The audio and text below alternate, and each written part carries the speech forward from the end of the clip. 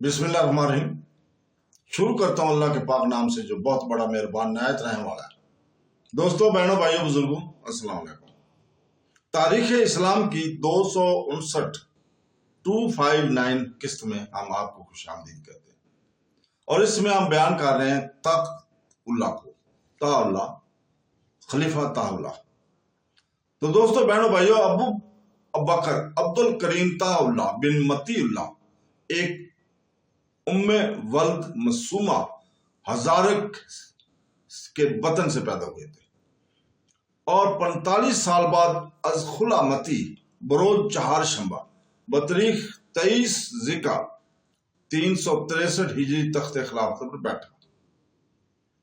सबतगीन को नसरुल्लाह का खिताब और परचम अता किया और बजाय अज़दुल्लाह के नैब अल सुल्तानत और सुल्तान बनाया।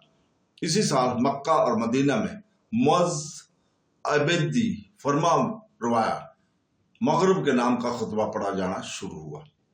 ऊपर हम पहले बयान कर चुके हैं कि जब खलीफा मती ने खुला खिलाफत किया था तो बगदाद में सबतगीन की हुकूमती और अज़दुल्ला बिन अम्माजुद्दुल्ला हवाज में था।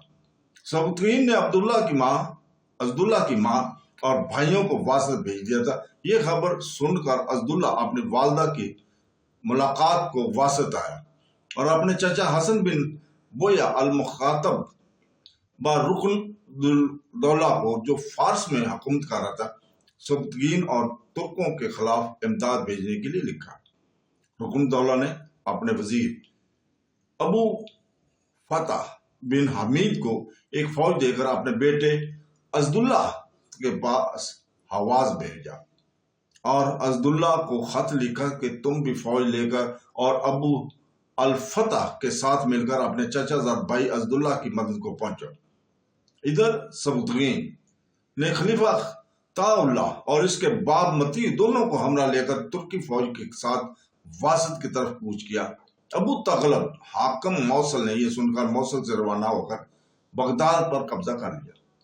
वासत के करीब पहुंचकर सबतगीन और मती दोनों का इंतकाल हो गया। तुर्कों ने अफ्तगीन को अपना सरदार बना लिया और वासत का मुआसरा कर लिया।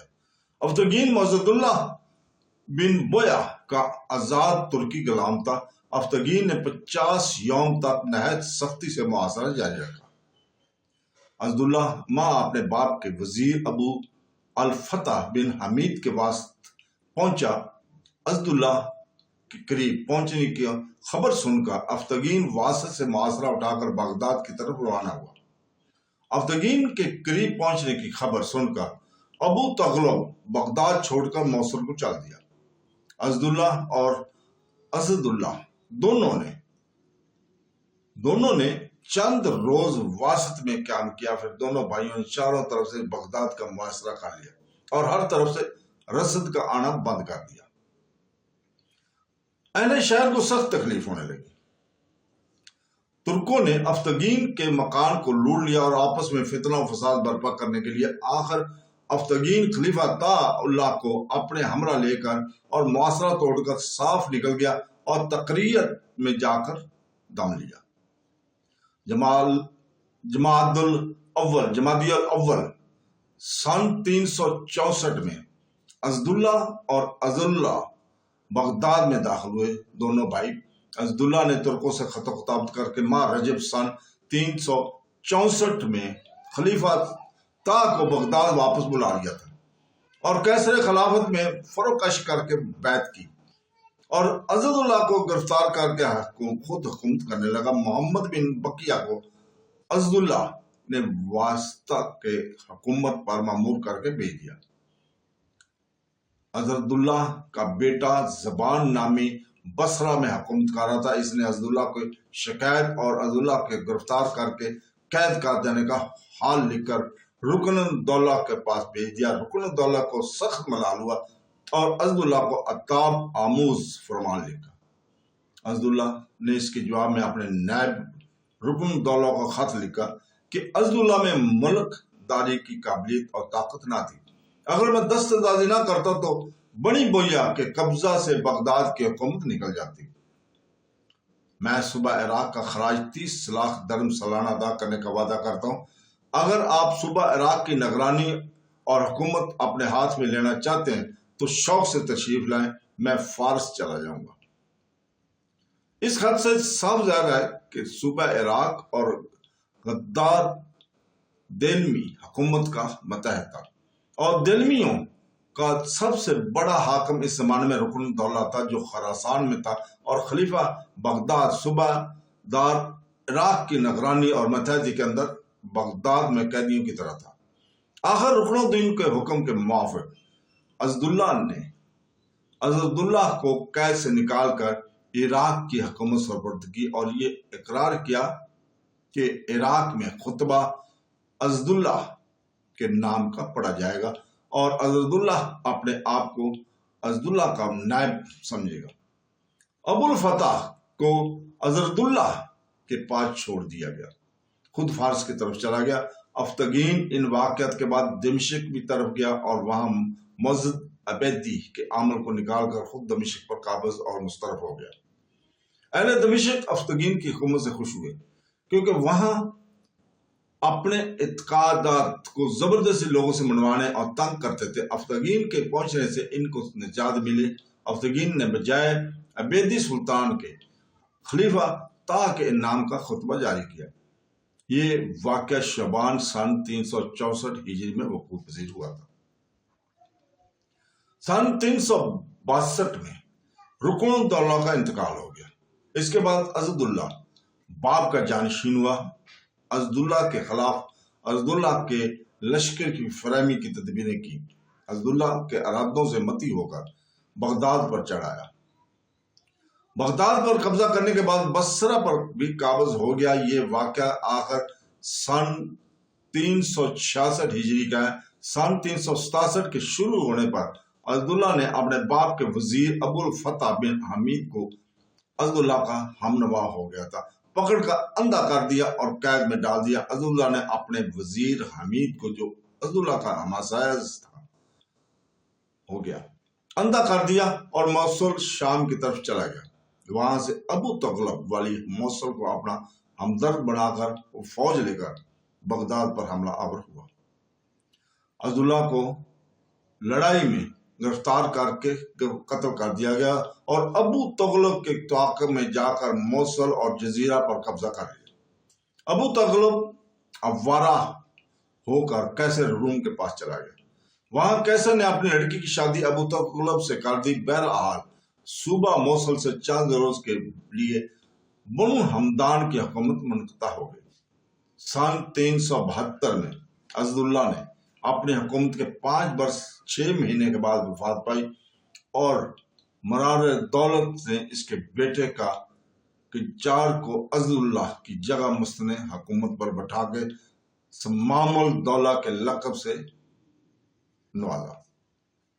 خلیفہ طاہ اللہ بھی رسم تعزیت ادا کرنے اور حکومت کی مبارکباد دینے میں سمام الدولہ کے پاس آیا۔ سمسام الدولہ کے کئی بھائی تھے۔ منجلہ ان کے ایک شرف الدولہ تھا۔ اس نے سمام الدولہ کے خلاف علم بغاوت بلند کر کے فارس پر قبضہ کر لیا۔ سن 375 میں شرف الدولہ نے بغداد پر حملہ کیا۔ رمضان 376 میں شرف الدولہ نے سمام الدولہ کو گرفتار کر کے بغداد پر قبضہ کر لیا۔ خلیفہ طاہ اللہ نے شرف الدولہ کی کامیابی پر مبارکباد دی۔ سمام الدولہ کو فارس بھیج دیا گیا۔ وہاں پہنچ کر سمسام الدولہ آزاد کر دیا گیا۔ شرف الدولہ جب بغداد اور عراق پر قابض ہوا تو موصل میں فتنہ و فساد برپا تھا۔ بنو ہمدان میں سیف الدولہ کے بعد اس کا بیٹا سعد اللہ حلب وغیرہ پر حکمران تھا۔ شرف الدولہ بن عزد اللہ 2 برس 8 مہینے کی حکومت کے بعد سن 379 میں استقاط کا فوت ہوئے، اپنی موت آپ مرے۔ شرف الدولہ کی وفات کے بعد اس کا بیٹا بہاؤالدولہ حکمران ہوا۔ بہاؤالدولہ کو خلیفہ طاہ نے حسب دستور خلعت دیا اور مبارکباد دینے خود آیا۔ بہاؤالدولہ نے ابراہیم و حسین پسران ناصر الدولہ بن ہمدان کو موصل کی حکومت پر مأمور کر کے بطور عامل اپنی طرف بھیج دیا۔ मगर फिर इस इंतजाम पर पेशेमान होकर मौसल से साबिक आमल को लिखा कि इनकी हुकूमत सुपुर्द न की जाए, लेकिन इब्राहिम और हसन ने जबरदस्ती मौसल पर कब्जा कर लिया। सन 380 हिजरी में बहाउद्दौला ने अपने भतीजे अबुल अली बिन शरफुद्दौला को, जो फारस में हुकूमत कर रहा था, धोखे से बुलाकर कत्ल कर डाला और खुद फारस की तरफ रवाना हुआ कि वहां के खजाइन पर कब्जा करके चुनाचे वहां पहुंचा और फारस पर कब्जा किया। इसी इसना में समसाम दौला ने, जो फारस में मौजूद था, अपने गिर्द लोगों को जमा करके मुल्क पर कब्जा करना शुरू कर दिया। आखिर नौबत यहां तक पहुंची कि बहाउद्दौला के साथ इस शर्त पर सुलह होनी पड़ी कि फारस पर शमशादौला को कब्जा रहे। इस सुलहनामा से फारग होकर बहाउद्दौला बगदाद की तरफ आया। यहाँ आकर देखा तो शिया सुन्नियों में लड़ाई बरपा थी। बहाउद्दौला ने दोनों को मुसालत करा के खामोश कर दिया। माह रमजान मुबारक 381 में खलीफा अताउल्लाह ने दरबार आम किया। बहाउद्दौला तख्त के करीब एक कुर्सी पर बैठा था। आरा दौलत आ रहे थे और खलीफा की दस्तबोसी करने के बाद अपनी अपनी जगह बैठते जा रहे थे। इसी इसना में एक दलीमी सरदार दाखिल हुआ, दस्तबोसी के लिए बढ़ा।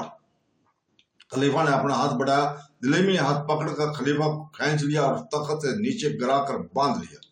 दरबार खिलाफत और कैसर खिलाफत लुटने लगी। बहाउद्दौला अपने मकान पर आया और दलीमी लोग खलीफा को खींचे और बेइज्जत करते हुए बहाउद्दौला के मकान पर आए। बहाउद्दौला ने मजबूर होकर खलीफा ता से खिलाफत का ऐलान कराया और अबुल अब्बास अहमद बिन इसहाक बिन मुक़्तदर को बुलाकर कादर बिल्लाह के लक़ब से तख्त खिलाफत पर बिठाया। ता को कैसर खिलाफत के हिस्सा में कैद बंद नजर कर दिया गया और इसकी जरूरियात का बंदोबस्त कर दिया। सन 392 तक ता इस हालत में रहा और फिर वो फौत हो गया। तो दोस्तों, इसके साथ ही आज इजाजत चाहते हैं। कल तक के लिए अल्लाह हाफ़िज़।